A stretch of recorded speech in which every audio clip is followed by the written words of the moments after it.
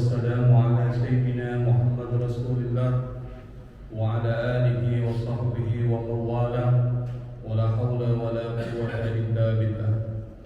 اللهم لا سهل إلا ما جعلته سهلا وأنت تجعل الصعب أو الهدن إذا شئت سهلا برحمتك يا أرحم الراحمين. أما بعد. Ma'asyiral hadirin jamaah salat subuh Masjid Jami Al-Ikhlas yang dimuliakan oleh Allah Subhanahu wa taala.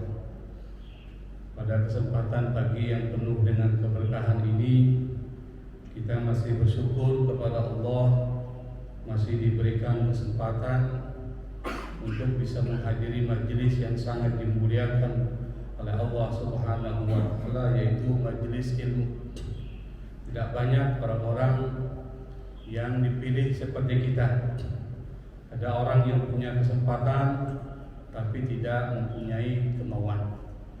Ada orang punya kemauan tapi tidak punya kesempatan. Dan alhamdulillah kita termasuk orang yang diberikan kesempatan dan mempunyai kemauan.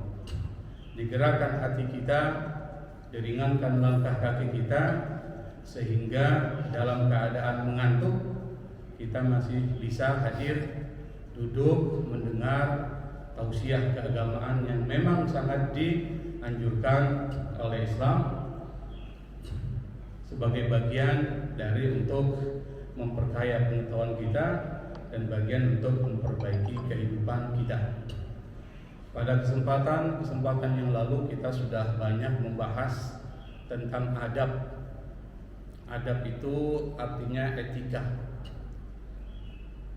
atau seperangkat aturan moral yang kita diperintahkan untuk mempunyai dan mengimplementasikannya atau menerapkan. Pada pertemuan pertama lalu kita membahas tentang adab seorang muslim terhadap Tuhannya, apa yang harus dilakukan. Pada kesempatan berikutnya kita membahas adab seorang muslim terhadap dirinya sendiri sebagai manusia. Dan pada pertemuan selanjutnya kita juga sudah membahas adab seorang muslim terhadap kedua orang tuanya, apa yang harus dilakukan. Dan pada pertemuan yang lalu kita membahas pula tentang adab seorang muslim terhadap Rasulullah sallallahu alaihi wasallam, yang memang momennya adalah momen Rabiul Awal. Kita bahas secara panjang lebar bagaimana dan seperti apa adab terhadap Rasulullah SAW. Nah, pada pertemuan yang kelima ini masih membahas tentang adab, karena adab itu lebih didahulukan daripada ilmu. Oleh karena itu maka orang-orang yang belajar itu bukan lebih mengedepankan ilmu, tapi lebih mengedepankan adab. Nah, salah satu yang diajarkan oleh Islam sebagai sebuah agama yang sangat lengkap adalah bagaimana seorang muslim itu beradab, beretika, berakhlak terhadap ulama-ulama mereka. Adabul muslim ma'a ulama'ihi. Nah, seperti apa pembahasan ini? Maka kita akan mulai dengan bagaimana Rasulullah sallallahu alaihi wasallam itu memberikan satu posisi yang sangat tinggi, sangat mulia kepada para ulama. Kalau kita buka lembaran-lembaran kitab hadis, yang hadis itu apa yang diucapkan oleh Rasulullah tentang para ulama itu banyak sekali. Dan di antara hadis-hadis tersebut adalah yang pertama, Rasulullah SAW menggambarkan para ulama itu seperti bintang yang ada di langit. Ibarat bintang tentu mempunyai fungsi menyinari, menerangi, itu bintang. Makanya orang-orang kalau berlayar pada zaman lalu itu yang menjadi petanda itu adalah bintang. Kalau zaman sekarang sudah lebih modern dengan menggunakan alat-alat yang lebih canggih. Tapi zaman lalu para nelayan kita itu yang menjadi standar itu adalah bintang. Kata Nabi, inna mathalal ulama'i fil ardi kamathalin nujumi fis sama. Nabi menggambarkan ulama di muka bumi ini diibaratkan seperti bintang yang ada di langit. yuhtada biha fi dhulumatil barri wal bahri, yang dijadikan sebagai petunjuk di dalam kegelapan daratan dan kegelapan lautan. Fa idzan tamasatin nujum ausyaka an tadillal huda. Jika bintang itu tidak muncul atau tertutup, manusia itu sulit untuk mendapatkan petunjuk. Jadi orang kalau berlayar, seperti yang saya katakan tadi, ketika dia melaut, mencari ikan, berlayar di lautan, itu yang menjadi pedomannya itu adalah bintang. Kalau bintangnya tidak terlihat, intomasa, maka mereka sulit mendapatkan petunjuk atau arah. Nah, kalau kita ibaratkan dengan ulama, kalau ulama tidak ada, Anda sulit untuk melaksanakan ibadah kepada Allah. Misalnya gimana? Sholat. Kita tahu sholat itu wajib, tapi bagaimana cara sholat? Itu diajarkan oleh guru-guru kita, ulama kita. Takbirnya, kemudian meletakkan tangan di mana, setelah itu rukuknya seperti apa, lalu kemudian i'tidal berapa lama, lalu kemudian sujudnya seperti apa. Itu tidak mungkin bisa kita lakukan dengan baik dan benar tanpa arahan, bimbingan, petunjuk para ulama. Kalau kita membaca belum tentu paham. Kita membaca buku tentang sholat, di buku-buku yang memberikan arahan tentang sholat, itu belum tentu benar itu, kalau tidak ada yang mempraktekkan dan mencontohkan kepada kita. Maka ulama itu seperti bintang menyinari. Kalau ulamanya nggak ada, setengah mati kita. Maka dan karena itu kita diperintahkan berterima kasih kepada para ulama kita dan beradab dengan ulama-ulama kita. Tanpa mereka, we are nothing. Kalau nggak ada mereka, kita nggak ada apa-apanya nih. Kita nggak ngerti gimana ngaji itu pahalanya seperti apa. Kita nggak mengerti bagaimana mengeluarkan zakat, berapa persentasenya, apa harta-harta yang dikeluarkan zakatnya, berapa nisabnya. Kita nggak ngerti bagaimana puasa yang benar, dan seterusnya dan seterusnya. Itu kalau bukan guru-guru kita, para ulama-ulama kita, habis kita. Makanya ulama itu sangat dimuliakan oleh Allah dan sangat dimuliakan oleh Rasulullah SAW. Itu penggambaran pertama. Penggambaran kedua, dalam hadis Nabi digambarkan ulama itu pewaris Nabi. Dan kita sering dengar tuh kalimat ini, innal ulama'a warasatul anbiya. Ulama itu sungguh merupakan pewaris dari para nabi. Apa yang diwariskan para nabi? Bukan harta, bukan intan permata, bukan emas dan seluruh kegemerlapan dunia, tapi yang diwariskan oleh para nabi dan rasul itu, kata Nabi, innal anbiya'a lam yuwarrisu dinaran wala dirhaman, innama warrasul ilma, faman akhadha bihi faqad akhadha bihadzin wafih. Kata Nabi, para nabi itu tidak mewariskan dinar, uang emas, tidak mewariskan dirham, uang perak. Innama ini dalam bahasa Arab, di dalam kaidah bahasa Arab itu ada tuhasrin, dia membatasi. Maka kalau satu kalimat dimasuki innama, maka tidak lain dan tidak bukan, yaitu yang dimaksud. Innama warasul ilma, yang diwariskan para ulama hanyalah ilmu. Sama dengan innama ilahun wahid, Allah adalah hanyalah Tuhan yang esa, jadi nggak ada lain. Innama warasul ilma, para nabi dan rasul itu hanya mewariskan ilmu, nggak ada yang lain, pengetahuan. Dan pengetahuan itu lebih tinggi daripada harta. Dengan pengetahuan itu Anda dijaga oleh ilmu. Ilmu menjaga Anda. Ilmu membuat Anda sukses. Maka yang diwariskan orang tua kepada anaknya seharusnya bukan harta, tapi ilmu. Karena dengan ilmu Anda akan menjadi orang sukses. Tapi kalau harta berkurang, habis. Maka para nabi dan rasul hanya mewariskan ilmu. Faman akhadha bihi, barang siapa yang mengambil warisan tersebut faqad akhadha bihadzin wafir, maka ia telah mengambil bagian yang besar. Dan hadis ini diriwayatkan oleh At-Tirmidzi, Imam Ahmad bin Hanbal pendiri mazhab Hambali, Imam Ad-Darimi, Imam Abu Daud dan Ibnu Majah. Dan hadis ini hadis populer. Sebagian besar dari kita pernah dengar hadis ini dan biasanya cuma awalnya doang. Apa? Al-ulama'u warasatul anbiya. Itu yang kita dengar, padahal terusannya panjang. Jadi dari dua hadis ini, dari beberapa hadis yang dikatakan oleh Rasulullah sallallahu alaihi wasallam, maka dapat disimpulkan ulama itu mempunyai posisi yang sangat penting, sangat mulia. Maka kita jangan main-main dengan ulama itu. Maksudnya gitu. Kenapa? Karena Allah jaga dia. Allah pelihara dia. Dan Allah Subhanahu wa ta'ala bahkan mendoakan, maksudnya memberikan rahmat kepada orang tersebut sampai seluruh makhluk yang ada di muka bumi, hatta hitanil ma, kata Nabi, sampai ikan-ikan yang ada di lautan itu mendoakan orang-orang yang mempunyai ilmu pengetahuan.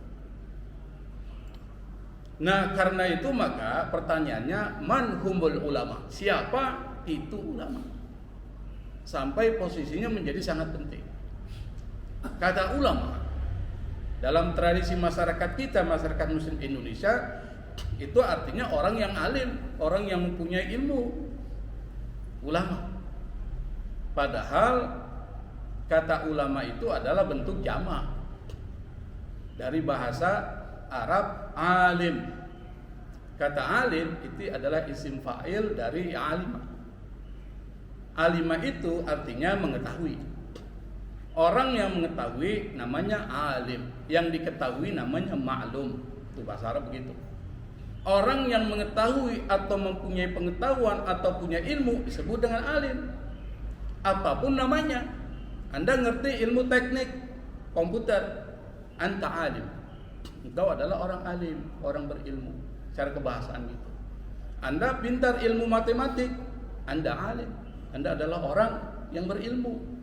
Itu kata alim. Tetapi kita seringkali memahami keliru. Orang Indonesia kan sering keliru dalam memahami bahasa Arab. Kata alim itu disebut orang yang soleh, betul Pak ya? Ini orangnya alim nih, maksudnya orangnya soleh banget. Padahal nggak begitu. Orang alim belum tentu soleh. Orang berilmu belum tentu soleh.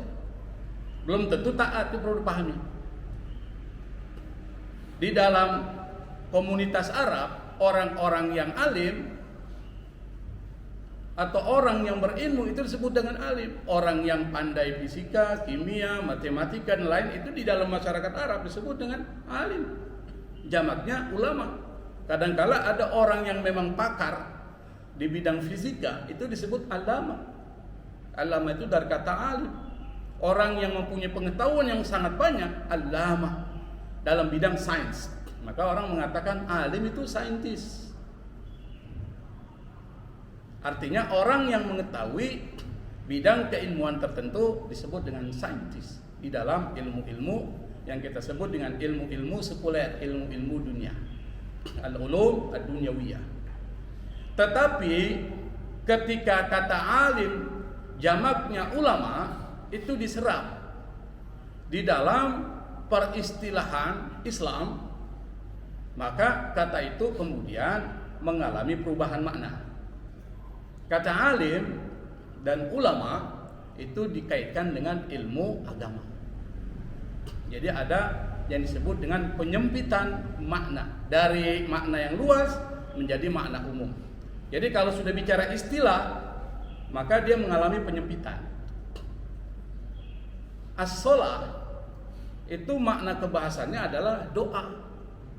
Makanya orang barat bilang prayer. Prayer itu doa. Tapi ketika as-shalah, salat, didefinisikan dalam pengertian istilah, maka maknanya berubah menjadi lebih khusus. Af'alun wa aqwalun, apa tuh? Yang dimulai dari membaca takbir, wa muhtatamatun bitaslim, dan ditutup dengan salam. Nah, rangkaiannya seperti itu. Itu dianggap sholat. Kalau sholat sudah masuk pengertian istilah ya seperti itu. Kata ulama, ketika masuk dalam pengertian istilah, maka maknanya mengalami penyempitan. Yang dimaksud adalah ulama itu adalah orang yang mempunyai pengetahuan agama. Al-ulum al-islamiyah atau al-ulum ad-diniyah. Makanya para ulama dulu itu membagi ilmu. Ada ilmu yang wajib dipelajari, kata Imam Al-Ghazali, ada ilmu yang fardu kifayah dipelajari. Ada yang wajib ain, fardu ain, ada fardu kifayah. Fardu wajib atau fardu ain itu maksudnya apa? Fardu ain itu ilmu yang Anda sendiri secara individu wajib pelajari. Karena ini terkait dengan kebahagiaan dunia dan akhirat. Yaitu ilmu agama, fikih, apalagi ya ilmu-ilmu yang terkait dengan persoalan agama Islam. Tapi ilmu matematika, ilmu fisika, ilmu kimia, ilmu kedokteran, Anda tidak wajib mempelajarinya secara aini, secara individu. Tetapi kalau ada orang lain yang sudah belajar ilmu kedokteran, kewajiban Anda gugur belajar ilmu kedokteran. Sudah ada yang lain. Tapi kalau satu kampung tidak ada yang belajar ilmu kedokteran, satu kampung dosa semua, Pak. Kenapa? Karena harus ada orang yang mempunyai ilmu kedokteran dan menjadi dokter untuk bisa mengobati orang-orang yang sakit di antara kita. Harus ada. Itu namanya fardu kifayah. Bisa dipahami, Pak ya? Perbedaan fardu ain dan fardu kifayah.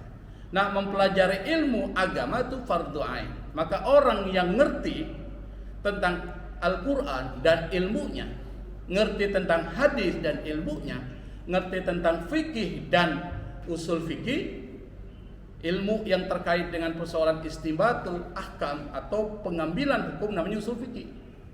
Orang-orang yang belajar agama dia pasti tahu. Maka orang itu dianggap ulama.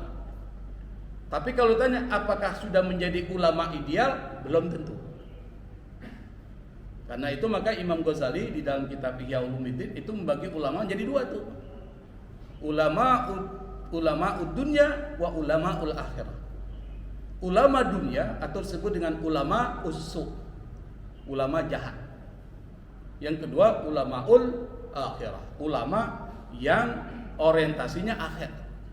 Kalau ulama yang orientasinya dunia, ilmu agamanya yang dimiliki itu digunakan kadang-kala untuk memutarbalikan hukum. Karena mereka ngerti. Maka disebut dengan ulama usul. Ulama yang orientasinya bukan akhirat, tapi ulama yang orientasinya adalah untuk mendapatkan posisi-posisi yang penting baik dalam pemerintahan maupun di tempat-tempat lain. Hati itu, Pak. Makanya kita banyak lihat ini kok orang pintar, tapi kok caranya seperti ini. Itu nggak heran, memang sudah dijelaskan ada ulama usul, ulama dunya. Nah, yang dimaksud di sini adalah ulamaul akhirah. Ulama akhirat. Siapa? Di dalam Al-Qur'an itu dijelaskan, ini dalam surat Fatir, tuh. Surat Fatir dijelaskan ayat ke-38. Di sana ada kata innama tuh, yang saya katakan tadi ada tuh hasrid. Ketika satu kalimat dimasuki oleh kalimat innama atau kata innama, maka di situ ada pembatasan. Tidak bersifat umum.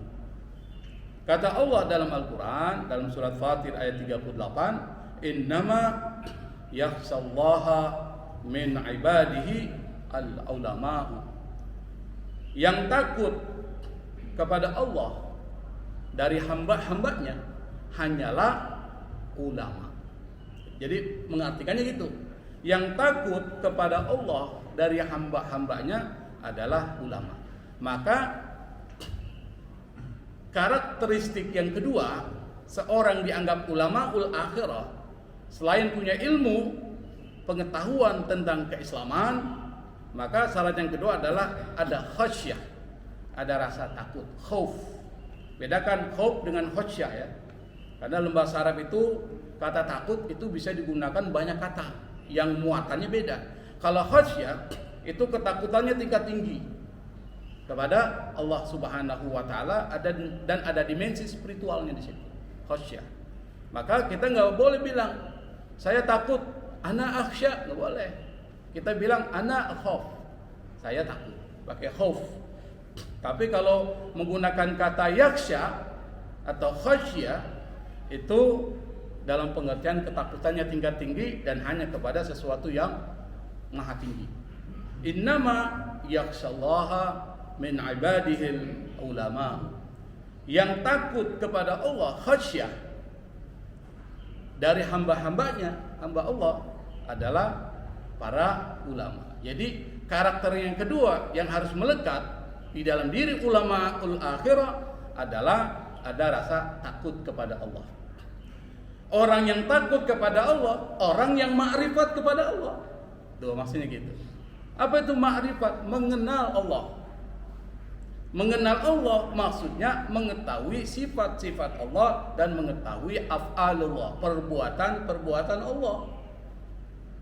Misalnya tahu Allah punya sifat ar-razzaq, maka dia paham yang memberikan rizki hanyalah Allah, maka dia nggak takut tuh kalau rizkinya ditutup orang. Tuh begitu. Misalnya dia masuk sebuah perusahaan kantor, dalam perusahaan itu punya orang kafir. Orang kafir melarang orang-orang Islam untuk melaksanakan sholat 5 waktu pada saat bekerja. Maka orang itu harus keluar dari perusahaan itu. Kenapa? Bukan dia yang memberikan rezeki, tetapi yang memberikan rezeki adalah Allah, gitu maksudnya. Maka dia bisa mendapatkan rezeki dari pintu lain, bukan pintu itu, karena pemberi rezeki bukan direktur perusahaan itu atau yang mempunyai perusahaan itu, tapi adalah Allah Subhanahu wa Ta'ala. Ini baru soal rezeki aja, kita aja sudah ketakutan, Pak. Maka tauhid kita, ma'rifat kita kepada Allah itu masih tahapan low level, masih tahapan rendah, low level. Kita merasakan, Pak ya, bahwa kita ini masih belum yakin Allah memberikan rezeki kepada kita. Maka belajar tauhid penting, Pak. Jarang di sini di masjid-masjid diajarkan tauhid ya. Paling yang banyak tuh fikih diajarkan tuh. Kemudian hadis, tafsir.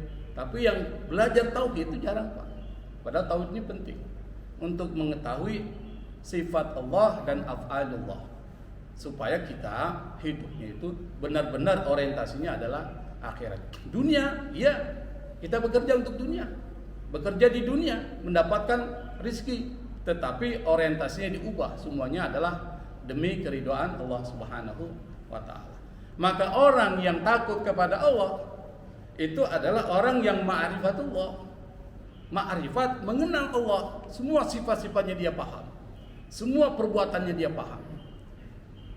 Sehingga Ibnu Abbas radhiyallahu anhu, beliau pernah mengatakan, al-alimu birrahman, orang yang ma'rifat kepada Allah yang Maha Rahman adalah man lam yusrik bihi syai'an. Orang yang tidak menyekutukan Allah dalam perbuatannya, dalam pikirannya, dalam perkataannya. Karena banyak kita meskipun muslim, tapi kita seakan-akan tindakan kita banyak menyekutukan Allah. Misalnya apa? Misalnya menjadikan sesuatu selain Allah sebagai sumber sandaran kita. Kadang-kala kita minta kepada sesuatu yang itu bisa dikatakan masuk kategori syirik kepada Allah. Maka orang yang ma'rifat kepada Allah yang pertama adalah dia tidak menyekutukan Allah dengan sesuatu pun, baik pikirannya maupun perkataannya maupun perbuatannya. Wa ahalla halalahu, dan sesuatu yang dihalalkan oleh Allah dalam Al-Quran dan hadis-hadis Nabi dia halalkan, bukan dibuat remeng-remeng, Pak. Karena ada ulama mengatakan, ada seorang datang ke ulama, dia bertanya tentang satu persoalan. Apa kata ulama itu? Ente mau jawaban apa? Semuanya ada jawabannya. Ini kan repot, Pak. Artinya apa? Dia bisa mengharamkan yang dihalalkan Allah dan bisa menghalalkan yang diharamkan oleh Allah. Nah, orang seperti itu laisa minal ulama atau laisa min ulama'il akhirah, bukan masuk ulama akhirat. Jadi jangan sampai terkecoh dan tertipu dengan ulama. Kita harus tahu standarnya, kriterianya. Wa harrama haramahu, dan mengharamkan yang haram. Kalau memang Allah sudah haramkan, tidak boleh lagi cari cara untuk menghalalkan itu. Allah haramkan riba, jangan cari cara untuk supaya riba itu jadi halal, nggak boleh. Karena riba itu adalah jelas dan pasti Allah haramkan. Wa harramar riba, di dalam surah Al-Baqarah Allah haramkan riba. Wa halallahu al-bai'a wa harramar riba. Allah halalkan jual beli, Allah haramkan riba. Nah, persoalannya adalah apakah sesuatu itu masuk kategori riba atau bukan, itu perselisihan para ulama. Kalau itu adalah ikhtilaf. Kalau ikhtilaf itu, maka mengambil pendapat yang ikhtilaf itu biasa, karena masing-masing para ulama biasanya berbeda pendapat. Wa hafidha wasiyatahu, dan memelihara wasiatnya. Wa aiqana annahu mulaqihi wa muhasabun bi amalihi, dan dia yakin bahwa dia akan bertemu dengan Allah.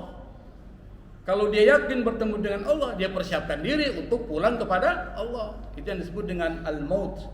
Kata mati itu pulang. Maka Allah mengatakan, inna lillahi wa inna ilaihi raji'un. Kami milik Allah dan akan pulang kepada Allah. Orang kalau pulang, Pak, perlu bekal nggak? Perlu bekal nggak?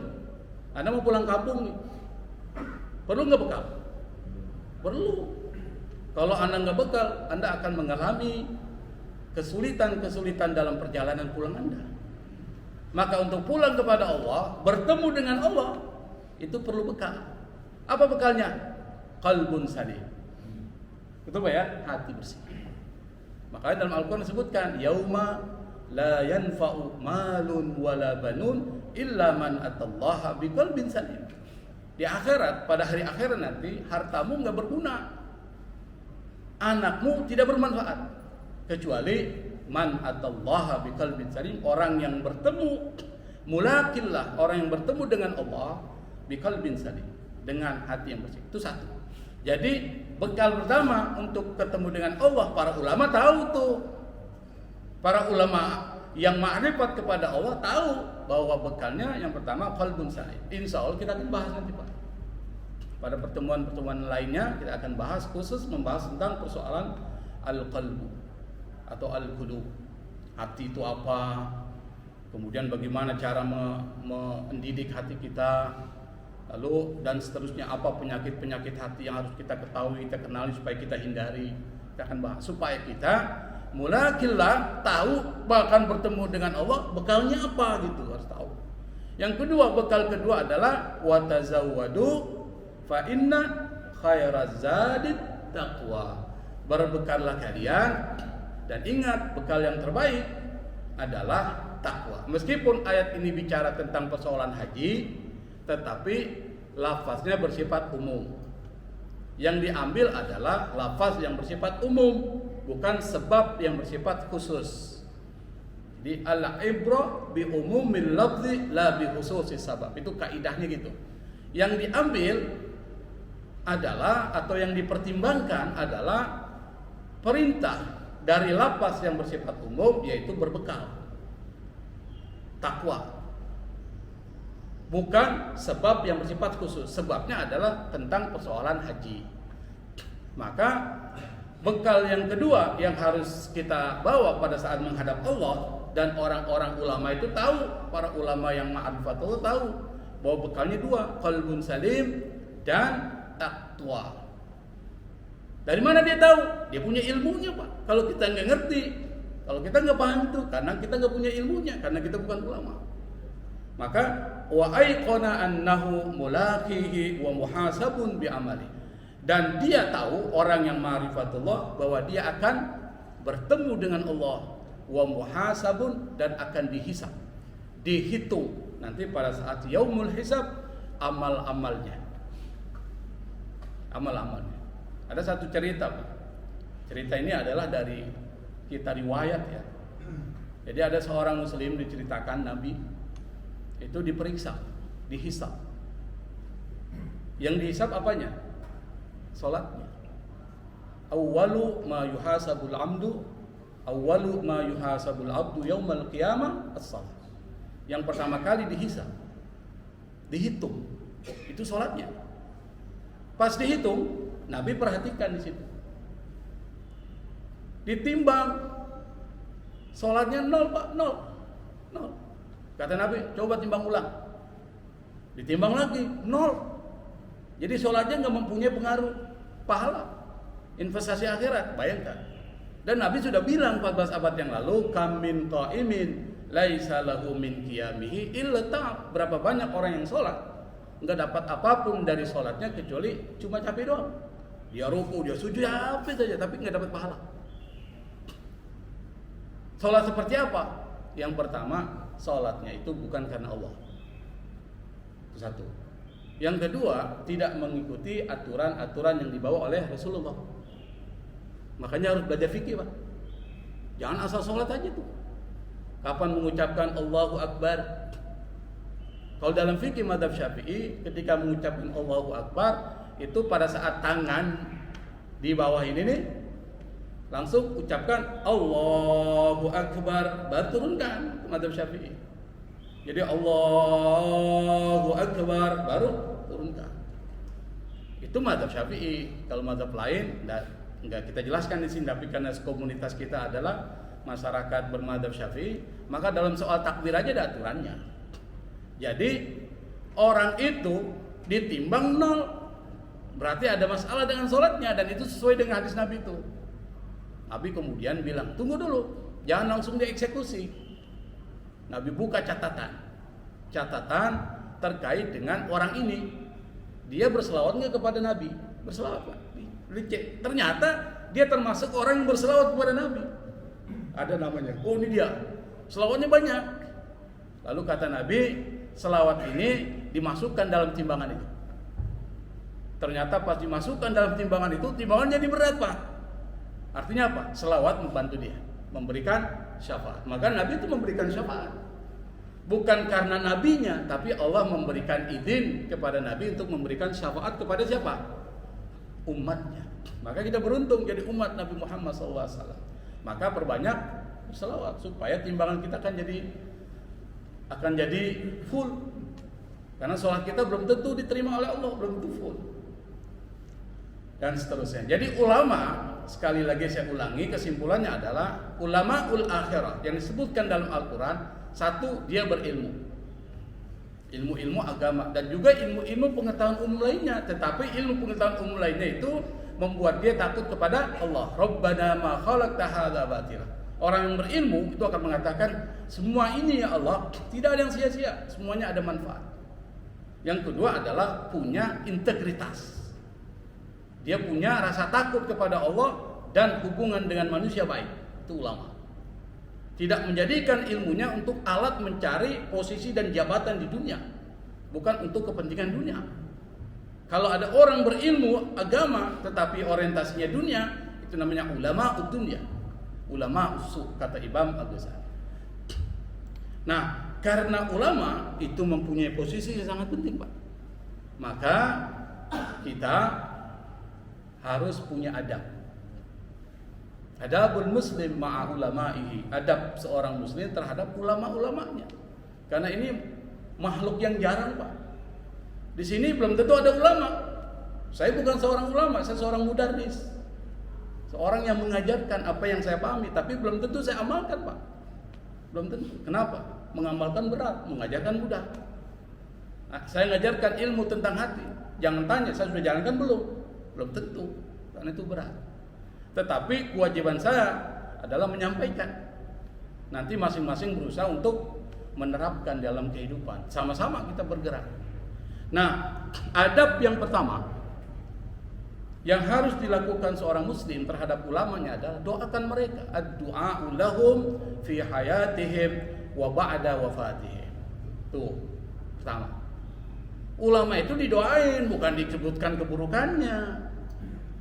Didoakan baik pada saat dia masih hidup maupun pada saat mereka sudah meninggal dunia. Makanya kalau kita tahlil itu, kita kirimkan Fatihah kepada siapa? Al-ulamaul amilin aina ma kanu min masyariqil ardi wa magharibiha fi barriha wa bahriha. Itu kita baca. Fatihah itu kita kirimkan selain kepada Nabi, kepada sahabat Nabi, keluarga Nabi, tabi'in, tabi'ut tabi'in, lalu kepada para ulama-ulama kita, baik di timur maupun di barat, baik di lautan maupun yang ada di daratan. Baru kepada kedua orang tua kita dan seterusnya.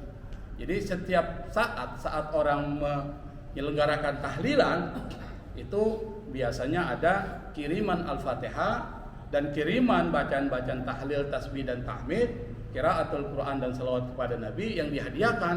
Salah satunya adalah kepada kelompok ulama al-amilin yang mengamalkan ilmunya. Maka mendoakan mereka itu menjadi satu adab yang harus kita lakukan. Dan ini dilakukan para ulama terhadap gurunya. Contoh Ahmad bin Hanbal. Ahmad bin Hanbal ini adalah seorang ulama yang sangat istiqomah. Dia pernah dipenjara dalam periode 3 khalifah pada zaman Abbasiyah. Ahmad bin Hanbal, pendiri mazhab Hambali.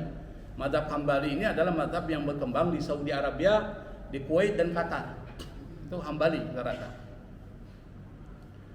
Gurunya Imam Ahmad bin Hanbal ini tinggal di Irak. Orang Irak. Imam Syafi'i adalah gurunya karena Imam Syafi'i itu pernah tinggal di Irak. Imam Syafi'i ini adalah imam pengembara. Dari Mekah dia belajar dengan Imam Malik di Madinah. Sebelum dia belajar dengan Imam Malik sudah dia hafal tuh kitab yang ditulis oleh Imam Malik, kitab Al-Muwatta yang isinya sampai ribuan hadis dan atharus sahabat. Dia hafal. Sampai Imam Malik itu takjub dengan kemampuan hafalan dari Imam Syafi'i. Umurnya masih 10 tahun, Pak. 10 tahun. Sekitar umur 7 tahunan dia sudah hafal Quran. 10 tahun dia hafal hadis kitab Muwatta. Umur 11-12 tahun dia jadi mufti Mekah. 12 tahun jadi mufti Mekah. Kita 10 tahun masih main gundu, Pak. Satu hadis saja belum tentu hafal itu sampai sekarang mungkin. Ada nggak di sini yang hafal satu hadis dengan sanadnya? Satu hadis dengan sanadnya ada nggak? An fulan bin fulan an fulan an fulan an fulan an Rasulullah sallallahu alaihi wasallam qol. Hafal nggak? Ada nggak hafal? Nggak ada, saya yakin nggak ada. Kenapa? Ya itu tadi. Karena memang kita belajar itu tidak terlalu fokus. Imam Syafi'i itu memang fokus dia dan ibunya doakan dia menjadi seorang yang besar. Dan kehidupannya pas-pasan Imam Syafi'i. Maka pada saat ketika dia ingin belajar Imam Malik, dia mencari kitab Muwatta nggak bisa beli. Dia pinjam, dia hafal dalam satu malam. Muwatta Pak, ribuan hadis dan atharus sahabat, aqwalus sahabat itu dihafal dalam satu malam. Anda bisa bayangkan itu gimana otak Imam Syafi'i. Cerdasnya luar biasa. Nah, salah satu muridnya adalah Imam Ahmad bin Hanbal. Meskipun Imam Ahmad bin Hanbal itu sudah menjadi seorang ulama besar di Baghdad, tapi dia masih belajar dengan Imam Syafi'i. Dan kata Imam Ahmad bin Hanbal, dia mengatakan, wa inni la ad'u li Syafi'i mundu arba'ina sanatan fi salati. Ini ada di kalimat di bawah ini. Kelihatan enggak?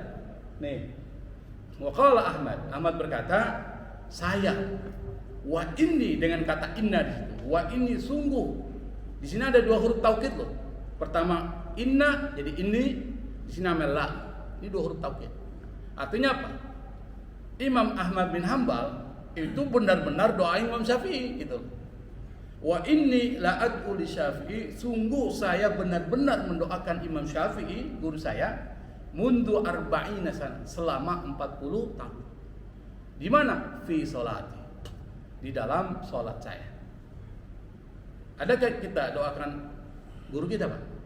Habis selesai sholat kita doakan, ada nggak? Belum tentu. Belum tentu, Pak ya. Nah seharusnya itu doakan. Siapa sih di guru-guru kita doakan? Para alim kita, para ulama kita, para ustadz. Minimal ustadz kita yang ngajari kita doakan. Dan Imam Ahmad bin Hanbal mendoakan Imam Syafi'i mundu arba'ina sanatan, selama 40 tahun. Luar biasa, Pak. Umur kita kaplah 60 tahun lah misalnya. Jadi 40 tahun itu didoakan kepada Imam Syafi'i. Imam Syafi'i meninggal sekitar umur 50-an. Lahir 150, meninggal 204. Kira-kira berapa umurnya itu? Berapa umurnya, Pak? Lahir 150 Hijriah, meninggal 204. Berarti umurnya berapa? Berapa? 54. Masih muda nggak? 54 Pak, itu hampir seperti saya Imam Syafi'i Pak. Saya 51. Imam Syafi'i meninggal umur 54. Jadi 40 tahun tuh Imam Ahmad bin Hambal doakan Imam Syafi'i. Dan Imam Ahmad bin Hambal umurnya mungkin ya sama-sama juga dengan Imam Syafi'i. Saya belum tahu berapa umur, tapi Imam Syafi'i 54 tahun. Muda. Imam Nawawi juga muda matinya, meninggalnya muda. Yang kedua Imam Nawawi. Tahu Imam Nawawi kan? Bukan Nawawi Al-Bantani, bukan. Kalau Nawawi Bantani disebut Syekh An-Nawawi Al-Bantani. Ini Imam An-Nawawi.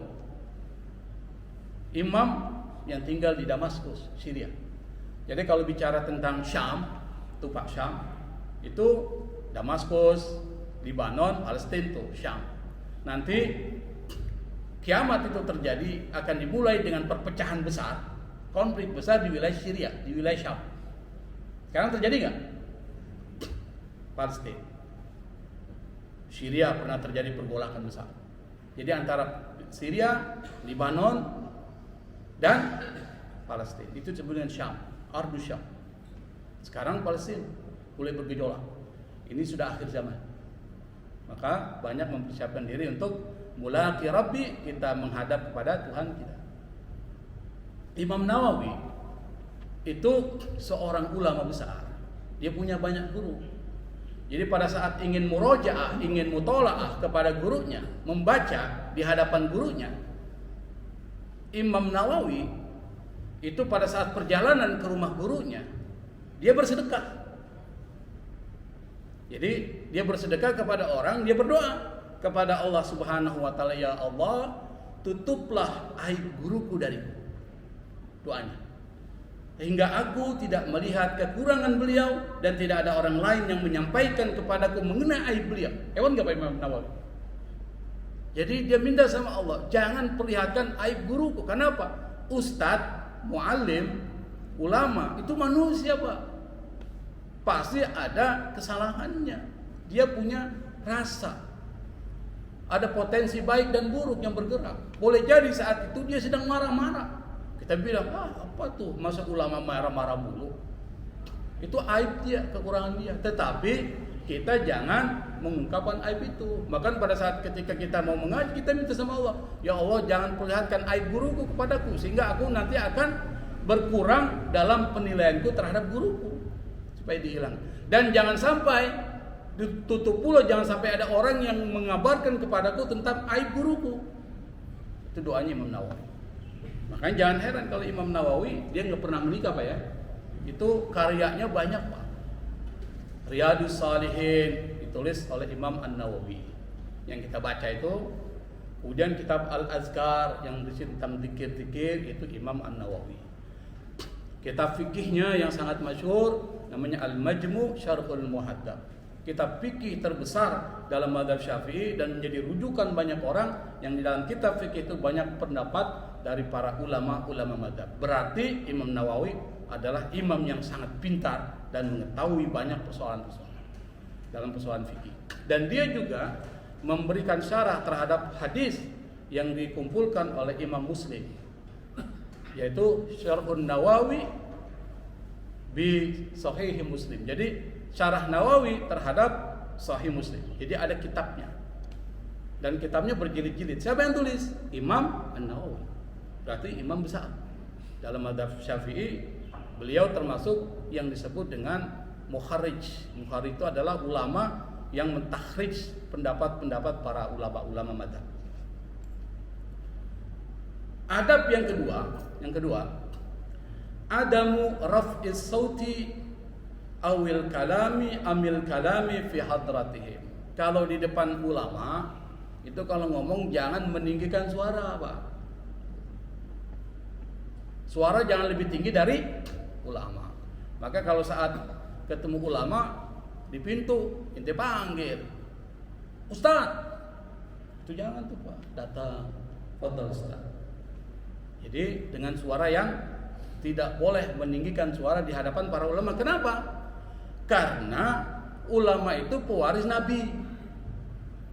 Dan Allah Subhanahu wa taala perintahkan kepada umat Islam dalam surah Al-Hujurat ayat 2 itu, Ya ayyuhalladzina amanu la tarfa'u aswatakum fawqa sautin nabi wa la tajharu lahu bil qawli kajahri ba'dikum li ba'd an tahbata a'malukum wa antum la tashkurun.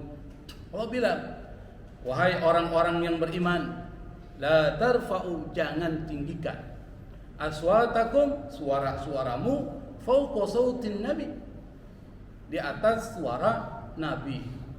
Wala tajharu lahu bil qaul, jangan ditinggikan perkataanmu di hadapan nabi.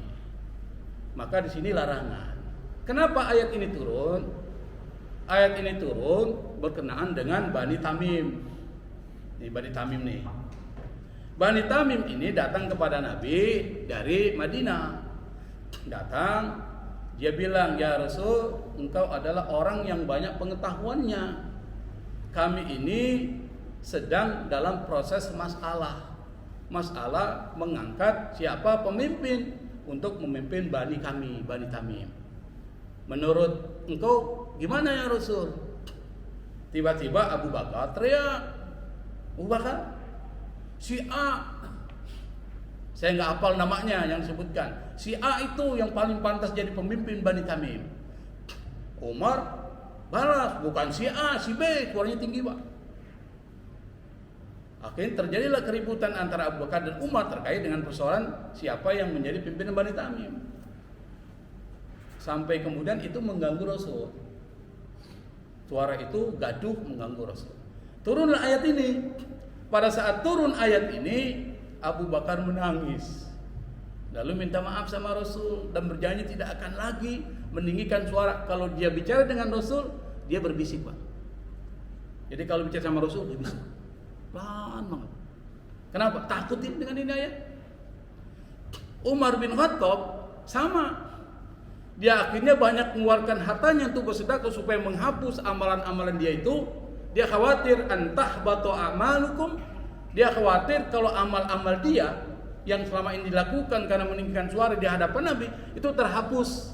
Wa antum la tasyurun. Kalian tidak sadar bahwa amal itu hapus. Nah, yang bisa menghapus amalan kita itu tadi, jangan tinggikan suara di hadapan Rasulullah. Rasulullah sudah meninggal.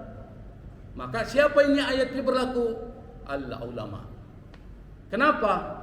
Innal ulama'a warasatul anbiya. Karena para ulama pewaris para nabi.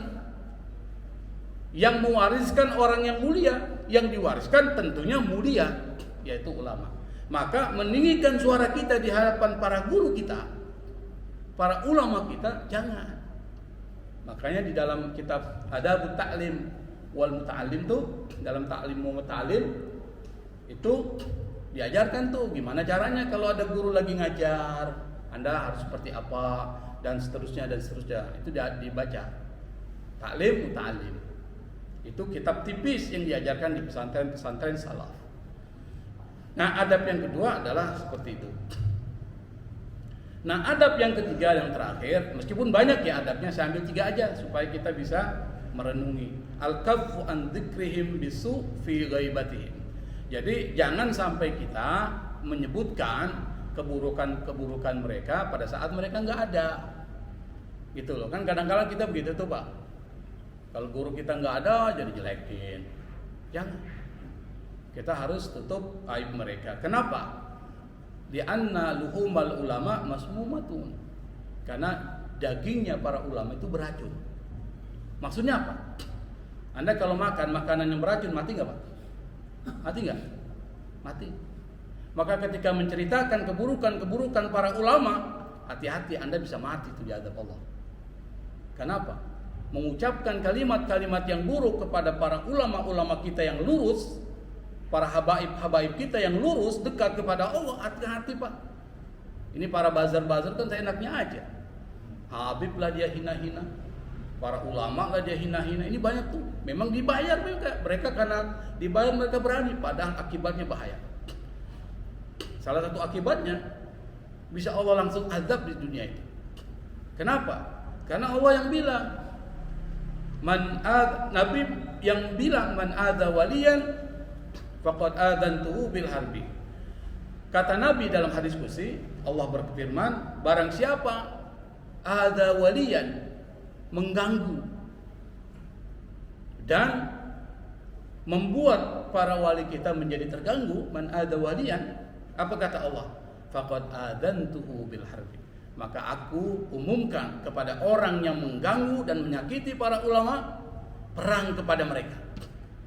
Allah mendeklarasikan perang Pak kepada mereka. Ini bayangkan, kalau Allah mendeklarasikan perang, itu bukan main-main, itu Allah yang perang dengan dia. Kalah enggak orang yang perang dengan Allah? Pasti akan kalah. Maka jangan main-main dengan para ulama. Kalau ada ulama itu jangan disebutin keburukan pada saat yang enggak ada. Al-kaf, tahan. Nah, ada cerita ini Pak, terakhir ya. Ada seorang qadi namanya Al-Qadi Zubaidi. Dia seorang hakim di satu wilayah. Orangnya memang ulama dia. Qadi itu rata-rata ulama. Cuma ulamanya bermasalah. Ucapan-ucapannya bermasalah, hatinya bermasalah. Ada sifat hasad di dalam hatinya, iri, hati dan dengki kepada Imam Nawawi. Imam Nawawi ini populer, terkenal, diagung-agungkan masyarakat karena ilmunya dan adabnya, akhlaknya. Dan Qadi Az-Zubaidi ini seorang pejabat negara, hakim, meskipun dia ulama, tapi ada sifat iri hati, dengki. Yang iri hati dan dengki ini aktif, bukan pasif ya. Kalau pasif mungkin lain. Kita boleh saja iri dengan orang, tapi jangan aktif. Iri itu dengan dia itu punya mobil, iri. Tapi memotivasi kita supaya gimana caranya kita bekerja mendapatkan uang bisa beli mobil, seharusnya begitu. Tapi ini enggak. Sifat hasadnya itu adalah berusaha gimana caranya menghancurkan orang itu. Ini hasad. Maka kita di dalam Al-Quran Allah turunkan satu ayat, di dalam ayat itu ada satu bentuk perlindungan kepada orang-orang yang hasad. Wa min syarri hasidin idza hasad. Dari kejahatan orang yang dengki kalau dengkinya itu aktif. Nah, ini bahaya ini, kalau dengki aktif dia akan hancurkan, dia reputasinya dihancurkan. Termasuk Az-Zubaidi, dia jelek-jelekan Imam Nawawi. Imam Nawawi enggak balas. Imam Nawawi tahu bahwa yang seperti itu bukan suatu yang penting yang perlu dibalas. Dijelek-jelekan, difitnah, dihok, bikin kabar-kabar buruk, kabar palsu tentang Imam Nawawi. Imam Nawawi lah beginilah, macam-macam lah. Nah, pada saat ketika Al-Qadi Zubaidi meninggal, lidahnya Pak berubah jadi hitam. Lidahnya berubah jadi hitam. Kenapa? Suka mencela Imam Nawawi. Artinya kematiannya adalah kematian su'ul khatimah. Mati dalam keadaan su'. Ini yang disebut dengan ulama usul. Ulama buruk. Dia ilmunya tinggi, tapi ilmunya itu tidak mempengaruhi perilakunya. Oleh karena itu maka kita umat Islam sekali lagi, ulama kita bukan orang sembarangan. Karena mereka ini dipuji oleh Allah, dipuji oleh Rasulullah sebagai bintang yang menerangi dan pewaris para nabi. Itu posisi penting banget tuh. Maka kita harus beradab. Adab yang pertama tadi, kita harus mendoakan mereka. Yang kedua, kita harus tidak menyebutkan keburukan-keburukan mereka dan seterusnya. Supaya kita ilmu yang kita peroleh itu berkah dan bisa kita praktekkan di dalam kehidupan kita. Wallahul musta'an. Wallahul muwaffiq ila aqwamit thariq wal afwa minkum. Wassalamualaikum warahmatullahi wabarakatuh.